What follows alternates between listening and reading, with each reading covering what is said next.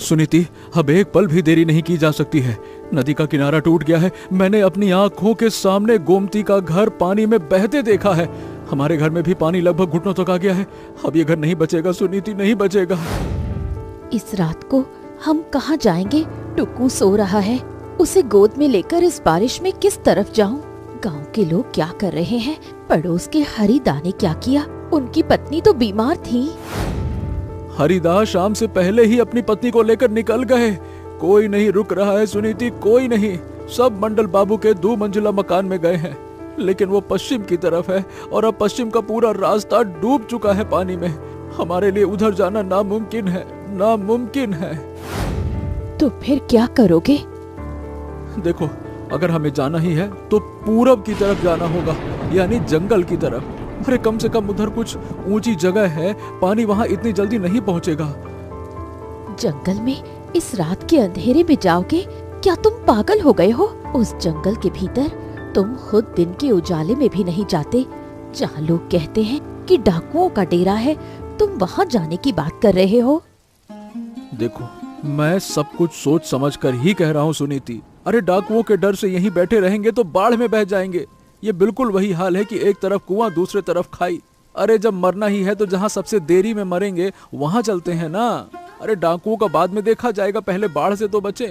अब इन दोनों में से किसी एक को चुनना होगा। अरे कम से कम डाकू इंसान तो हैं, ये भी तो सोचो। हाथ जोड़ने पर शायद कुछ रहम खा जाए। अरे जान से ना मारे तो गुलामी करवा लेंगे। मैं कुल्हाड़ी ले रहा हूँ, और सुनो, एक बढ़िया मस्त दरात भी ले लो, हंसिया। ठीक है, लेकिन मन ही मन भगवान को याद कर लो।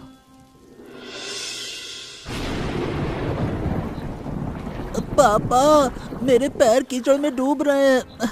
मैं और नहीं चल पा रहा हूँ। हम कहाँ जा रहे हैं? हमारा घर कहाँ है? अरे बेटा, घर पानी के नीचे डूब गया है बाबू। अब हमें रहने के लिए नई जगह ढूंढनी होगी। पापा, क्या इस जंगल में बाघ है? माँ कहती है कि जंगल में भूत और डाकू रहते हैं। मुझे डर लग रहा है पापा। अरे मेरे बेटे, डरने की कोई बात नहीं है रे बाबू। पिताजी है ना, और भूत भूत कुछ नहीं होता है। माँ तुझे बस डराती है ना? अजी सुनते हो, इसका शरीर मुझे गर्म लग रहा है। बारिश में भीगने की वजह से कहीं ठंड तो नहीं लग गई? जल्दी से रहने के लिए कोई जगह ढूंढो।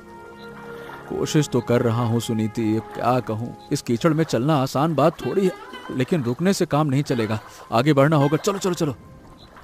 पापा, मैं बड़ा होकर ना तुम्हारी तरह लकड़हारा नहीं बनूंगा। मैं पक्का मकान बनाऊंगा जो कभी पानी में नहीं डूबेगा। मैं तुम्हें और माँ को उसी घर में रखूंगा। ऐसा ही होगा रे बाबू। तू पढ़ लिख कर ना बड़ा आदमी बनेगा, बड़े बड़े पक्के मकान बनाएगा। वो देखो, सामने शायद कोई ऊंची जगह दिख रही है। वहां हम थोड़ी देर आराम कर सकते हैं।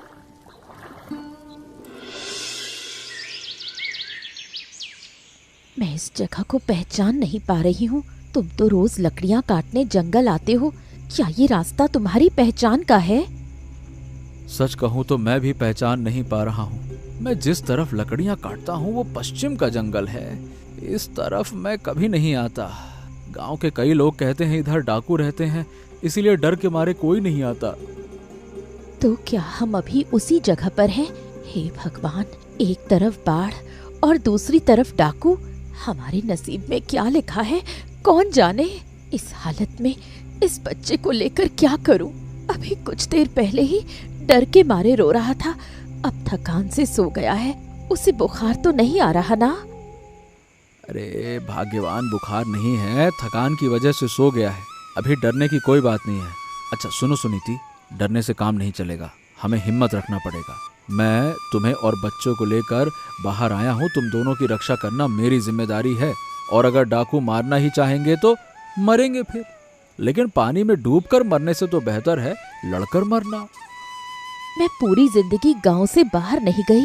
मायके से तुम्हारे घर आई, बस उतनी ही मेरी दुनिया थी। और आज रात के अंधेरे में इस भयानक जंगल में खड़ी हूँ। ऐसा लग रहा है जैसे कोई सपना देख रही हूँ। चलो आगे बढ़ते हैं। इस पेड़ के नीचे बैठना भी सुरक्षित नहीं है। उस तरफ शायद पथरीली जमीन है, उधर जाने पर शायद कुछ आसरा मिल जाए।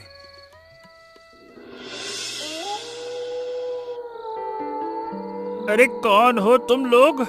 इस रात में यहाँ क्या कर रहे हो? जानते नहीं ये किसका इलाका है? तुम्हारे हाथ में क्या क्या है? क्या कुल्हाड़ी? अरे अभी इसी वक्त इसे जमीन में फेंक दो, नहीं तो अच्छा नहीं होगा। हाँ भैया, कुल्हाड़ी फेंक रहा हूँ। मैं लकड़हारा भोला हूँ, नदी किनारे के गांव से आया हूँ। बाढ़ में हमारा घर बह गया, बेटे और पत्नी को बचाने निकला था और अंधेरे में रास्ता भटक गया। अरे हम किसी की बात पर भरोसा नहीं करते। यहाँ कितने ही लोग जासूसी करने आते हैं। हालांकि तुम्हारा चेहरा देखकर नहीं लगता कि तुम लोग खतरे वाले हो, लेकिन ये सरदार को समझना होगा। चलो तुम्हें सरदार के पास ले चलते हैं। भागने की कोशिश मत करना, चलो। भागेंगे नहीं भैया, कहाँ भागेंगे? पीछे पानी है, सामने तुम लोग, चारों तरफ रास्ता बंद है और सरदार के सामने सब कुछ बताना होगा। चलो। सरदार, जंगल में एक परिवार मिला है। ये लोग खुद को लकड़हारा कह रहे हैं कि बाढ़ में घर बह गया और रास्ता भटक कर इधर आ गए हैं। अब आप जो कहेंगे वही होगा सरदार। इन्हें मार कर भगा दें या रखें? पास आ रहे लकड़हारे, देखूं तेरा चेहरा तो देखूं।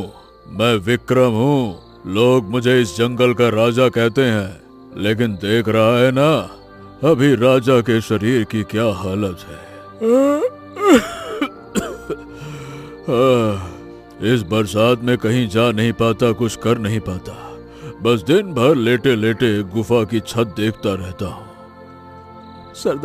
सरदार, मैं आपके पैर पड़ता हूँ, मुझे और मेरे परिवार को मत मारिए। मैं एक गरीब लकड़हारा हूँ, मुझे मारकर आप लोगों को कुछ भी हासिल नहीं होगा। मेरे पास कुछ भी नहीं है, जो कुछ था सब पानी बहा कर ले गया। आप चाहे तो हम आपके लिए लकड़ियां काटेंगे, पानी लाएंगे, जो कहेंगे वो करेंगे। बस हमारी जान बख्श दीजिए हमारी जान बख्श दीजिए। बस उठ। अरे पैर में पड़ने की जरूरत नहीं है। मैं डाकू हूँ रे डाकू, कातिल नहीं।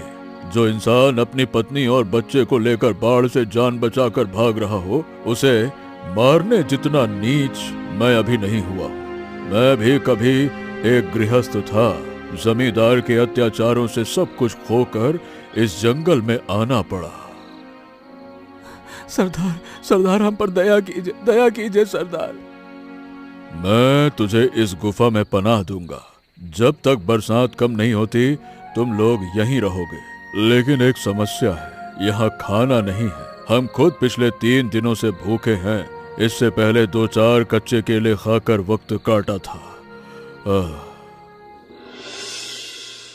देखा सरदार का हाल, लगता है बहुत पुरानी बीमारी है। सीने में इतना कफ जमा है कि ठीक से सांस भी नहीं ले पा रहे हैं, नींद में भी खांस रहे हैं और बाकी लड़कों की आंखें भूख के मारे धंस गई हैं। हाँ सही कहती हो, मुझे भी देखकर दया आ गई। अरे सोचा था भयानक लोग होंगे, हमें मार डालेंगे, लेकिन सरदार ने जरा भी गुस्सा नहीं दिखाया, बल्कि हमें पनाह दे दी। वाह। लेकिन ये बताओ सुनीति, सबके खाने का इंतजाम कैसे करेंगे? हम भी भूखे हैं, हमारे पेट में भी तो आग जल रही है। सुनो, एक बात कहती हूँ। मेरी माँ ने मुझे सिखाया था कि जंगल में बहुत सी साग सब्जियाँ मिलती हैं। बचपन में मैं माँ के साथ जंगल आती थी। माँ दिखाती थी कि बरसात में जंगल में कितना साग मिलता है। अगर मैं इस गुफा के भीतर एक रसोई बना सकूं तो सबको खिला पाऊंगी। हैं? गुफा के अंदर रसोई कैसे करोगी भला? चूल्हा कहाँ है, बर्तन कहाँ है, ना तेल ना मसाला, किस चीज से पकाओगी बताओ? मिट्टी से चूल्हा बना दूंगी। गुफा में पत्थर तो है ही, तुम अंदर सूखी लकड़ियाँ इकट्ठा करके रखो। मैं डाकुओं से कहकर जंगल में साग पत्ते मंगवाती हूँ। मैं सब संभाल लूंगी, मुझ पर थोड़ा भरोसा रखो। क्या क्या मिला बताओ तो, मैं देखती हूँ कौन सा क्या है। वाह बहुत बढ़िया। इन सबको मिलाकर एक शोरबा बनाया जा सकता है। लेकिन नमक कहाँ से मिलेगा? नमक के बिना तो खाने में स्वाद ही नहीं आएगा। नमक हमारे पास है थोड़ा सा। सरदार हमेशा कुछ नमक और मसाले गुफा में रखते थे, वो सब मैं तुम्हें दे दूंगा। हमारे पास पकाने के लिए जो कुछ है सब तुम्हारा है। तब तो काम बन जाएगा। लेकिन भाभी सच कहूँ तो मैंने 12 साल डकैती की है, पर कभी सोचा नहीं था कि कोई हमारे लिए खाना बनाएगा। हम तो चोर डाकू हैं, हमें देखकर तो लोग भाग जाते हैं, और तुम हमारे लिए खाना बना रही हो, ये बात मुझे समझ नहीं आ रही। भूख की कोई जाति या धर्म नहीं होता फणी भाई। भूखे को खाना खिलाना पुण्य का काम है, चाहे वो इंसान कोई भी हो। तुम डाकू रहे या राजा, मुसीबत में सब बराबर हैं। और तुम लोगों ने तो इस आफत में हमें आसरा दिया है। क्या ये छोटी बात है? अगर तुम लोग ना होते तो आज रात हम तीनों पानी में बह गए होते। भाभी, बहुत दिनों बाद किसी ने हमसे इतने प्यार से बात की है। पता है भाभी, जब मैं 5 साल का था ना, तभी माँ गुजर गई थी। उनका चेहरा भी मुझे ठीक से याद नहीं है। तब से इन्हीं रास्तों पर भटका हूँ, मार खाई है, चोरी की है, और आखिरकार डाकू बन गया। लेकिन आज जैसे माँ की याद आ रही है। फणी भाई, तुम्हारी माँ अभी भी है, देखना एक दिन सब ठीक हो जाएगा। वाह, ये कैसी खुशबू आ रही है। कौन खाना बना रहा है? फणी, अरे ओ फणी, गुफा में क्या हो रहा है? मुझे उठने में मदद कर, मैं देखना चाहता हूँ। अरे पकड़, मेरा हाथ पकड़। न जाने कितने ज़माने बाद खाने की ऐसी खुशबू मिली है। सरदार, मैं लकड़हारे की पत्नी हूँ। थोड़ा साग का शोरबा बनाया है। जंगल में अरबी, हेलेनवा और कलमी साग मिला था। बीमारी में गर्म शोरबा पीने से शरीर में थोड़ी ताकत आएगी। आइए, धीरे धीरे आइए, जबरदस्ती मत कीजिए। फणी भाई, सरदार को पकड़ो।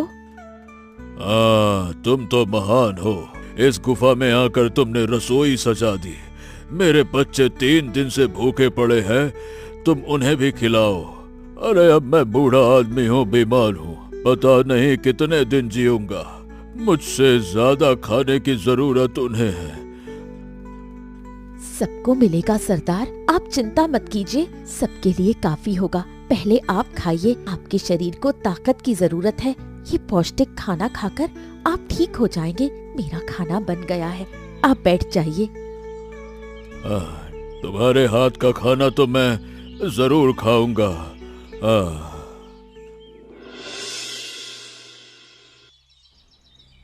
फणी काका, क्या तुम सच में डाकू हो? पर तुम देखने में तो डाकू जैसे नहीं लगते। तुम तो मेरे बड़े काका जैसे दिखते हो। मेरे बड़े काका ना शहर गए हैं काम करने, बहुत दिनों से आए नहीं हैं, चिट्ठी भी नहीं भेजते।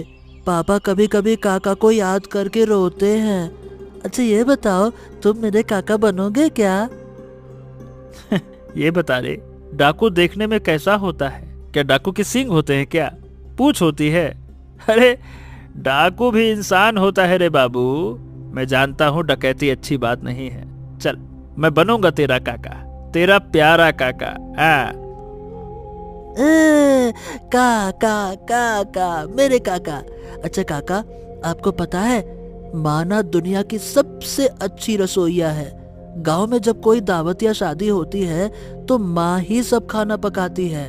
सब कहते हैं कि मेरी माँ के हाथों में ना जादू है, जादू। तेरी माँ सच में बहुत अच्छा खाना बनाती है। सरदार ने खुद खाकर तारीफ की है, हम सबको बहुत अच्छा लगा। तेरे माता पिता दोनों बहुत अच्छे इंसान हैं रे। ऐसे लोग भी दुनिया में होते हैं, ये मुझे आज ही पता चला। अच्छा काका, ये बताओ, तुम रो क्यों रहे हो? क्या डाकू भी कभी रोते हैं? डाकू तो रुलाते हैं। अरे रोते हैं रे बाबू। डाकू भी रोते हैं, और हम लोग वो डाकू नहीं है जो रुलाएं, समझा?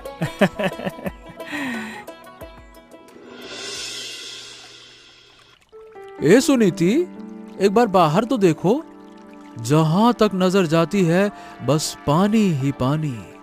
गांव, मैदान, खेत सब डूब चुके हैं। देखो, ऐसा लग रहा है जैसे समंदर जमीन पर उतर आया हो। हमारा घर जहां था वहां शायद अब मछलियां तैर रही होंगी, लेकिन इस गुफा के अंदर पानी नहीं आ रहा है। ये तो भगवान की दया है कि उन्होंने हमें यहाँ भेज दिया। अगर गांव में होते तो आज बह गए होते। इस गुफा ने ही हमारी जान बचाई। और रसोई में देखो, मैंने कितना कुछ इकट्ठा कर लिया है। भड़ी भाई और उनकी टोली के लड़के रोज जंगल से जो कुछ ला पाते हैं, सब मिलाकर काफी इंतजाम हो गया है। कल पुंटी मछली का शोरबा बनाऊंगी। सुनीति, तुमने तो इस गुफा को ही घर बना दिया है। मुझे तुम पर पूरा भरोसा था और तुमने उसे सच कर दिखाया। सब लोग तुम पर गर्व कर रहे हैं। हमारी ये नेकी शायद एक दिन इन्हें सचमुच बदल देगी।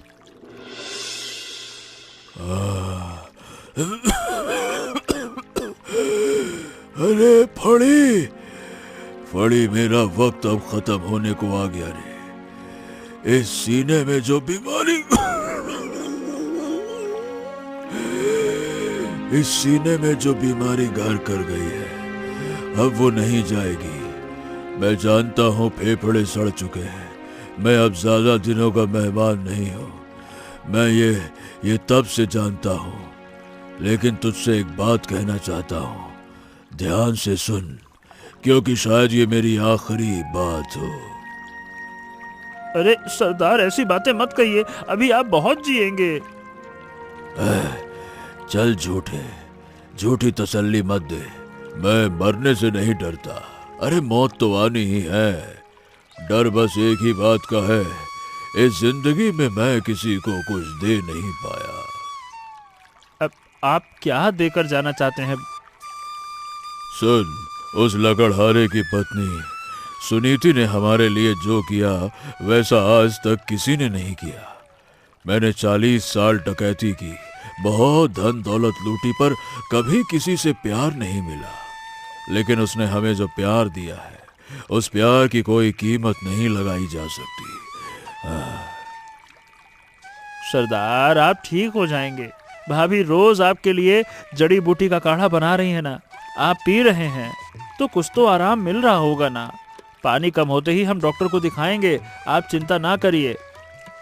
अरे नहीं रे, अरे डॉक्टर भी अब क्या कर लेगा है?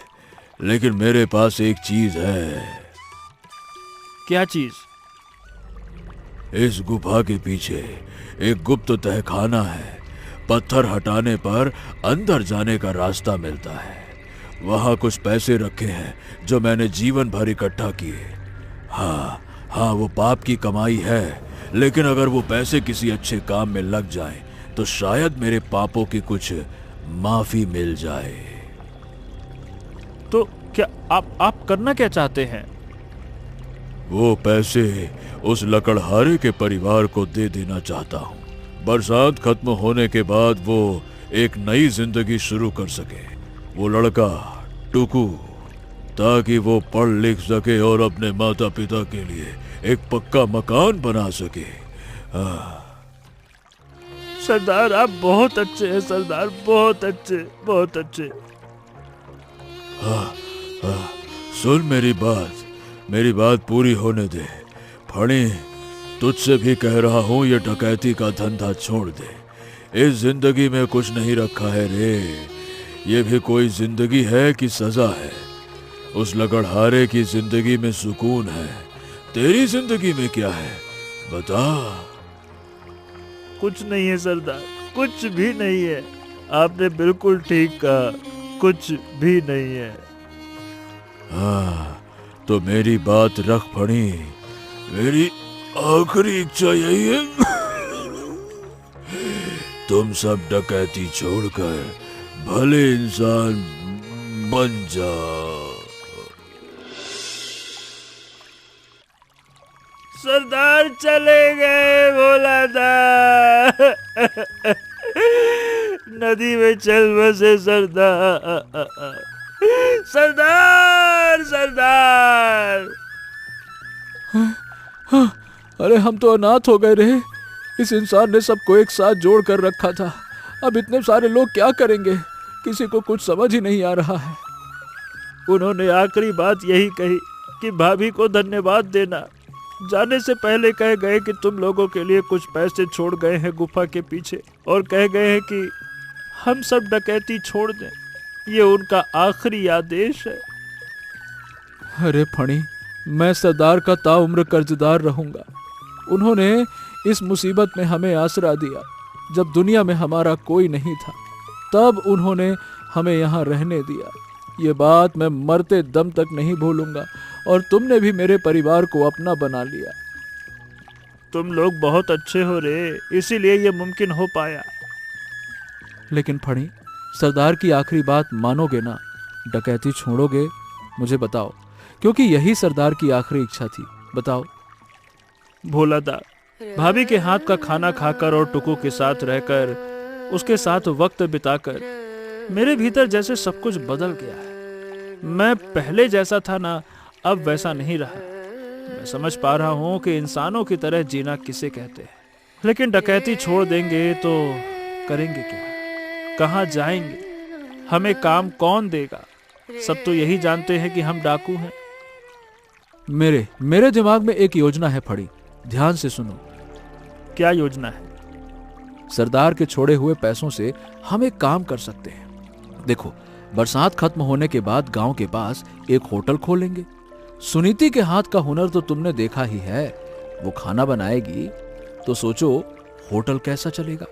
हम सब मिलकर उस होटल को चला सकते हैं और तुम लोग भी मदद कर पाओगे। इतने दिनों में तुम लोगों ने भी तो बहुत से काम सीख लिए हैं ना। होटल? सच कह रहे हो भोलादा? लेकिन क्या ये हो पाएगा? अरे क्यों नहीं हो पाएगा? कोशिश तो कर ही सकते हैं ना। और यही उनके प्रति सच्ची श्रद्धांजलि होगी। सरदार बहुत खुश होंगे।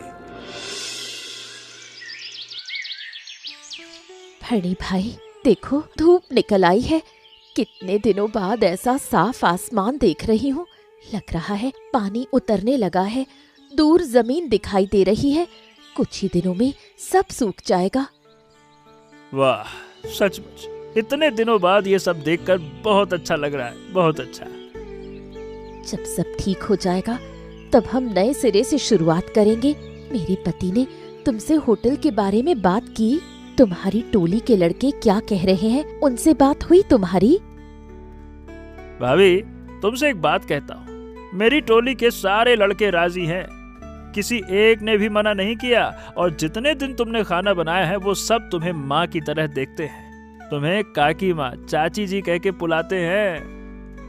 मैं जानती हूँ उनमें से ज्यादातर की ना माँ है, ना बाप है और ना ही कोई घर है।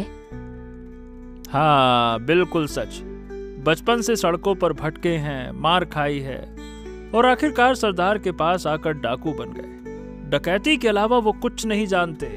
लेकिन तुमने उन्हें दिखा दिया कि एक दूसरी जिंदगी भी मुमकिन है। वो अब ईमानदारी से जीना चाहते हैं। भाई, इंसान बदलता है। तुम खुद इन कुछ दिनों में बदल गए हो। इतने दिनों में हमें जो तजुर्बा मिला है, उसी तजुर्बे को लेकर अब हम बाहर जाएंगे और अपनी इस रसोई को और बड़ा बनाएंगे। इस बरसात ने हम सबको सिखा दिया कि रसोई के काम में कैसे मदद की जाती है। हम बहुत कुछ सीख गए हैं भाभी, और अब हम तुम्हें इतनी मेहनत नहीं करने देंगे। हमारा होटल हर गरीब दुखिया के लिए खुला रहेगा और वहाँ सबकी जगह होगी फणी भाई। तुम्हारी टोली के लड़कों की और उन जैसे अनगिनत गरीब परिवारों और पूरे गांव की। हमारी ये रसोई बहुत से लोगों का भला करेगी।